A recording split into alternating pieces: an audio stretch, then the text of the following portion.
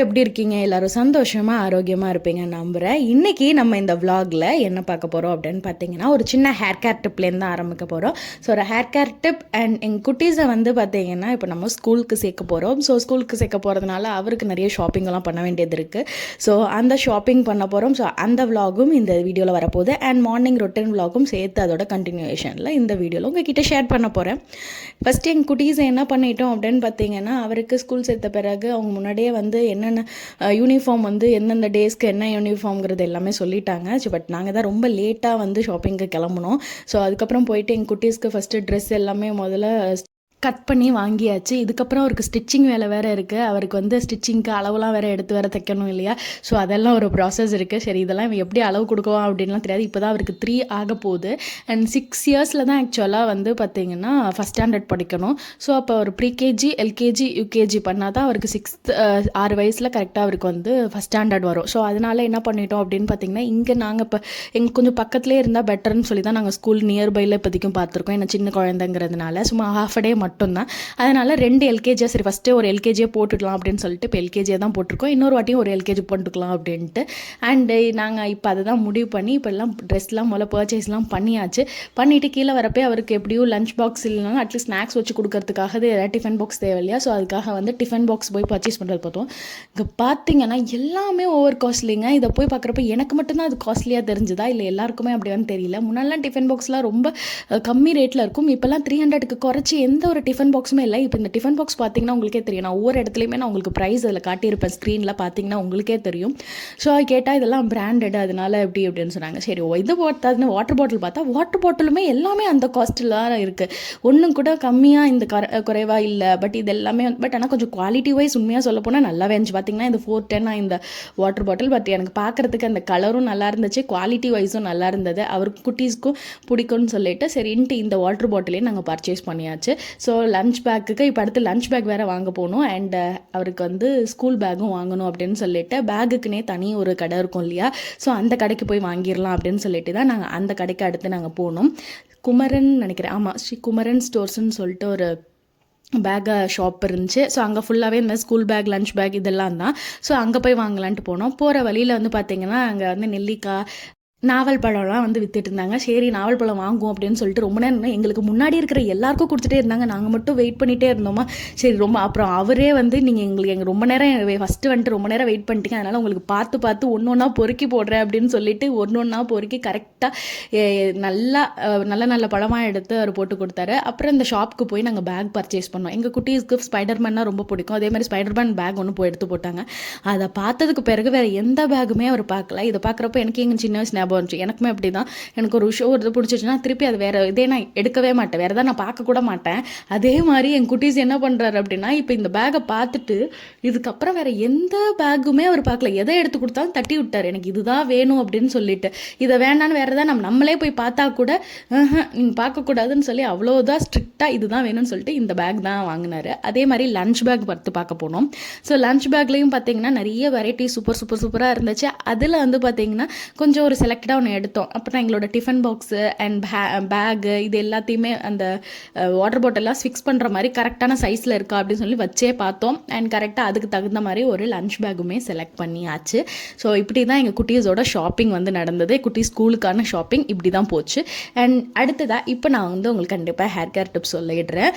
இன்றைக்கி என்ன hair care tips சொல்கிறேன் அப்படின்னு பார்த்தீங்கன்னா, எண்ணெய் வைக்கிறது, தலைக்கு ஆயில் வைக்கிறப்ப வாரத்துக்கு அந்த நல்லெண்ணெய் வைக்கிறது. இப்போ நிறைய பேர் வந்து பார்த்திங்கன்னா தலைக்கு நல்லெண்ணெய் அப்படிங்கிற ஒரு இதே யூஸ் பண்ணவே மாட்டாங்க. பட் அப்படி இருக்கவே கூடாது. வாரத்தில் ஒரு நாள், அதாவது பெண்களாக இருந்தீங்கன்னா செவ்வாய்க்கிழமை, வெள்ளிக்கிழமை, ஆண்களாக இருந்தீங்கன்னா புதன்கிழமை, சனிக்கிழமை நல்லெண்ணெய் குளியல் அப்படிங்கிறது இருக்கணும். இந்த 2 நாளில் ஏதாவது ஒரு நாள் நல்லெண்ணெய் குளியல். அந்த நல்லெண்ணெய் குளியல் எப்படி இருக்கணும்? சும்மா நல்லெண்ணெயை கையில் ஊற்றி அப்படியே போயிட்டு ஸ்கேல்பில் தேய்ச்சிடலாமா அப்படின்னு பார்த்தீங்கன்னா கண்டிப்பாக கிடையாது. அப்படி பண்ணக்கூடாது.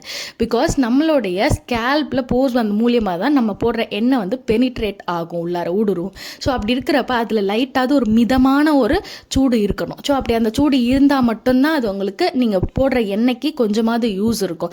ஸோ அதனால் அப்படியே நீங்கள் போட்டிங்க அப்படின்னா அந்த பிசுபிசுப்பு தன்மை தான் வந்து ஸ்கேல்பில் அண்ட் இதில் இருக்கும். உங்களுக்கு ஹேர் வாஷ் பண்ணுறப்பையும் கம்ப்ளீட்டாக அது வந்து போகாமல் அது அப்படியே தங்கி அதனால் ஹேர் ஃபால் கூட வரதுக்கு சான்சஸ் இருக்குது. ஸோ அதனால் நல்லெண்ணெய் யூஸ் பண்ணுறீங்க அப்படின்னா டபுள் பாயிலிங் மெத்தடில் அதை வந்து ஃபஸ்ட்டு பாயில் பண்ணுங்கள். அதுக்கப்புறம் அந்த ஆயிலை பயன்படுத்துங்க. இன்னொன்று வந்து முடிஞ்ச அளவுக்கு அந்த மாதிரி நீங்கள் டபுள் பாயிலிங் மெத்தடில் பாயில் பண்ணுறீங்க இல்லையா, அப்போ அதில் ஒரு 5லேருந்து 6 மிளகு போட்டுக்கோங்க, ஒரு 3லேருந்து 4 பூண்டு இருக்குது இல்லையா, ஸோ அதை போட்டுக்கோங்க. இது ரெண்டுத்தையும் போட்டுட்டு நல்லா பாயில் பண்ணி எடுத்திங்க அப்படின்னா உங்களுக்கு சளி பிடிக்கிற தொந்தரவு இருந்துச்சுன்னா சளி பிடிக்காது. அண்ட் ஈவன் வந்து இந்த நான் சொல்லியிருக்கிற இப்போ இந்த ரெண்டுத்துலேயுமே பார்த்தீங்கன்னா ஆன்டிமைக்ரோபியல் ப்ராப்பர்ட்டிஸ், ஆன்டிஃபங்கல் ப்ராப்பர்ட்டிஸ் எல்லாமே இருக்குது. ஸோ இதை வந்து நம்ம ஸ்கால்பில் வந்து எந்த ஒரு டேண்ட்ரஃப்லாம் அண்டாமல் பார்த்துக்கிறதுக்கும் ஹெல்ப்ஃபுல்லாக இருக்கும். இதை ஒரு ரெகுலர் ரொட்டீனாக நீங்கள் வாரத்துக்கு ஒரு நாள்னா இந்த நாள் நான் வந்து நல்லெண்ணெய் குளிக்கணும், அப்படி நல்லெண்ணெய் தேய்ச்சி குளியல் இருக்கணும் அப்படிங்கிற ஒரு ஹேபிட் வந்தாவே உடம்புல பலவிதமான பிரச்சனைகளை தவிர்க்கிறதுக்கு ரொம்ப ரொம்ப ஹெல்ப்ஃபுல்லாக இருக்கும். அதை நீங்களும் முடிஞ்ச அளவுக்கு ட்ரை பண்ணி பாருங்கள். பிகாஸ் நான் இது ஏன் சொல்கிறேன் அப்படின்னா இதனால் வந்து பல நன்மைகள் நம்ம உடம்புக்கு கிடைக்கும். அதுக்காக தான் நாட் ஒன்லி நம்மளோட ஹேர் க்ரோத்துக்காக மட்டும் சொல்ல வரல, உடல் சூடு ப்ராப்பராக கொஞ்சம் தணிஞ்சாவே வந்து பல விதமான வியாதிகளை தவிர்க்கலாம். ஸோ அதனால் ட்ரை பண்ண ஆரம்பிங்க. ஓகே, அடுத்து பார்த்திங்கன்னா நாங்கள் இந்த ஷாப்பிங்லாம் முடிச்சுட்டு வரப்பே வந்து ஒரு ஷாப்பில் வந்து ஒரு 1/2 லிட்டர் ஃப்ரெஷ் ஜூஸ் ஷாப் இருக்குது, ஃபியல்னு சொல்லிட்டு. அங்கே போயிட்டு நான் வந்து ட்ராகன் ஃப்ரூட் ஜூஸ் தான் அதை பர்ச்சேஸ் பண்ணியிருந்தேன். நான் அங்கேயே எனக்கு குடிக்கிறதுக்கு எனக்கு பிடிக்கல, சரின்ட்டு பார்சல் வாங்கிட்டு வந்து வீட்டில் தான் அந்த ஜூஸை குடித்தேன். நெக்ஸ்ட் டே மார்னிங் பார்த்திங்கன்னா காலையில் பால் வந்து இது ரெடி பண்ணுறப்போ நான் இன்றைக்கி வந்து என்ன மார்னிங் ட்ரிங்க்குக்கு எடுத்தேன் அப்படின்னு பார்த்திங்கன்னா இந்த பூண்டு பால் வந்து நிறைய நன்மைகள் இருக்குது இந்த பூண்டு பாலில்.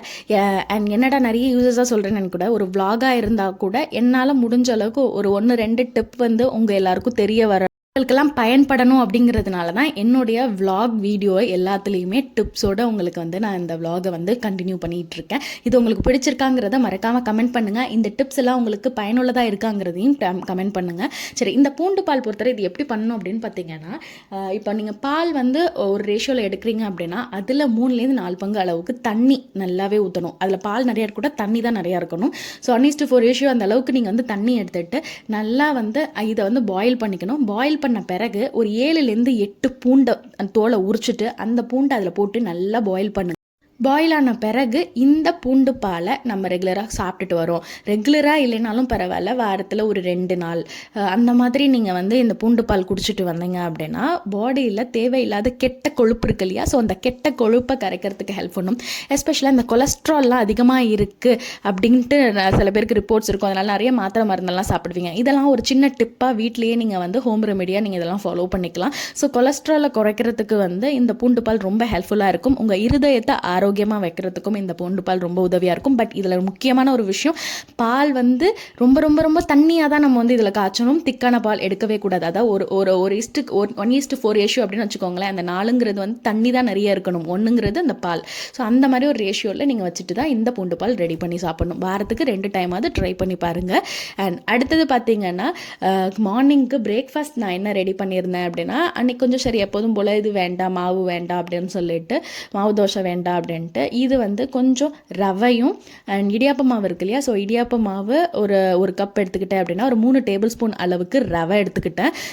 அதோட சேர்த்து ஒரு 1/2 கப் அளவுக்கு தயிர், கொஞ்சம் நல்ல தயிர் வந்து வீட்லேயே ரெடி பண்ண தயிர் தான் நான் எப்போவுமே யூஸ் பண்ணுவேன். ஸோ அந்த தயிர் போட்டு நல்லா மிக்ஸ் பண்ணிக்கிட்டு ஒரு 20-30 நிமிஷம் ஊற வச்சிட்டோம் அப்படின்னா, ஊற வச்ச பிறகு அதில் வந்து உப்பு ஆட் பண்ணும். ஊற வச்ச பிறகு அதில் வந்து கொஞ்சமாக உப்பு, அந்த உப்பு நான் மோஸ்ட்லி வந்து இந்து உப்பு தான் பயன்படுத்துவேன். நீங்களும் முடிஞ்ச அளவுக்கு இந்து உப்பு பயன்படுத்த ஸ்டார்ட் பண்ணுங்கள். ஸோ பெரிய நமக்கு டிஃப்ரென்ஸ் இருக்காது. இந்த உப்பு இன்னும் கொஞ்சம் நல்லது. ஸோ அதனால் வந்து அதாவது நான் எதில் சொல்கிறேன்னா டேஸ்ட்டில் பெரிய டிஃப்ரென்ஸ் இல்லைன்னு சொல்ல வரேன்.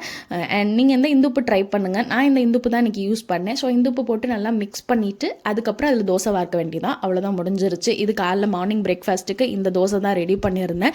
அண்ட் தொட்டுக்கைக்கு பார்த்தீங்கன்னா நான் மதியத்துக்கு வைக்க போகிற குழம்பே நான் இது பண்ணிட்டேன். பிகாஸ் நான் அடுத்து டியூட்டிக்கு கிளம்பணும். ஸோ எல்லாம் நிறைய பல வகையில் என்னால் செய்கிறதுக்கு எனக்கு நேரமும் இருக்காது. இருக்கிற டயத்தில் என்னால் என்னெல்லாம் முடியுமோ அதை நான் செஞ்சு வச்சுருவேன்.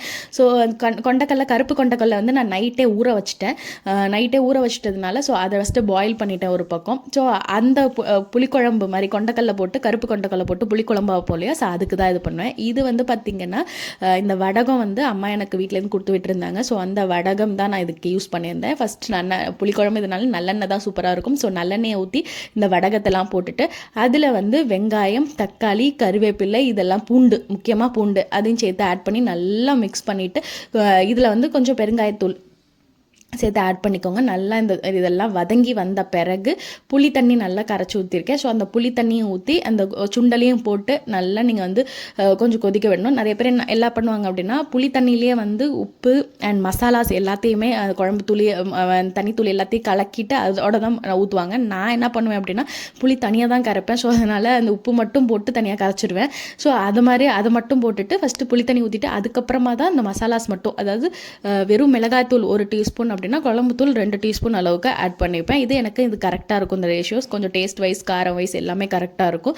ஸோ இதை போட்டு நல்லா கொதிக்க விட்டு அதுக்கப்புறம் நல்லா எண்ணெய் பிரிஞ்சு வந்தோன்னே நம்ம இறக்கணும் அப்படின்னா சூப்பரான புளிக்குழம்பு வந்து ரெடி ஆகிடுச்சு. கொண்டக்கடலை புளிக்குழம்பு. அன்றைக்கி ஆஃப்டர்நூன் லஞ்சுக்கு அதை தான் ரெடி பண்ணியிருந்தேன். ஸோ மார்னிங் தோசைக்குமே அந்த புளிக்குழம்பு தொட்டுக்கிட்டு சாப்பிட்றதுக்கு நல்லா இருந்துச்சுன்னு சொல்லிட்டு அதையே வந்து மார்னிங் டிஃபனுக்கு தொட்டுக்க வச்சாச்சு. இந்த வீடியோ உங்கள் எல்லாருக்கும் பிடிச்சிருந்துச்சுன்னா மறக்காமல் ஒரு லைக் பண்ணுங்கள், ஒரு கமெண்ட் பண்ணுங்கள். ஸோ அது மூலயமா உங்களுக்கு இன்னும் என்னென்ன மாதிரி இன்ஃபர்மேஷன் ஏதாவது தேவைப்பட்டுச்சு அப்படின்னா என்னோட அடுத்த ஒரு ரொட்டீன் விலாகில் கண்டிப்பாக அந்த ஒரு இன்ஃபர்மேஷனுமே கொடுக்குறதோட உங்களுக்கு அந்த விலாக் வரும். ஸோ என்னுடைய விலாக் வந்து வெறுமனே என்டர்டைன்மெண்ட் மட்டும் இல்லாமல் சில இன்ஃபர்மேஷன் என்னால் முடிஞ்ச வீட்டில் இருக்கக்கூடிய பெண்களுக்கு இன்னும் கொஞ்சம் தெரியப்படுத்த வேண்டிய சில இன்ஃபர்மேஷனும் சேர்த்து கொடுக்கணும் அப்படிங்கிற ஒரு நோக்கம். ஸோ அந்த மாதிரி தான் என்னோட எல்லா விலாகுமே வந்துட்டுருக்கும். கண்டிப்பாக உங்களுக்கு பிடிக்கும் நம்புகிறேன். அண்ட் இதே போல் இன்னொரு விலாகோட உங்கள் எல்லாரையுமே சந்திக்கிறேன். அன்டில் டாடா பாய்.